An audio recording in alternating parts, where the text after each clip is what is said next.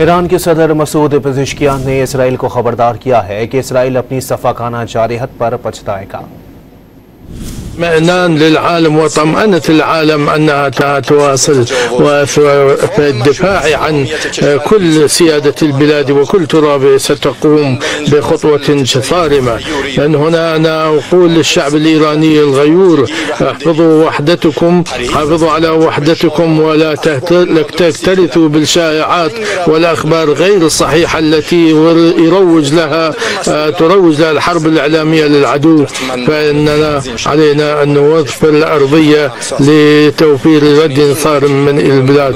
وكذلك أطمئن الشعب أن الجمهورية الإسلامية الإيرانية تكرس كل جهودها في خدمة هذا الاطمئنان للعالم وطمأنة العالم أنها تواصل في الدفاع عن كل سيادة البلاد وكل تراب ستقوم بخطوة صارمة. من هنا أنا أقول للشعب الإيراني الغيور: احفظوا وحدتكم، حافظوا على وحدتكم ولا تكترثوا بالشائعات والأخبار غير الصحيحة التي تروج لها الحرب الإعلامية للعدو. فإننا علينا أن نوظف الأرضية لتوفير رد صارم من البلاد.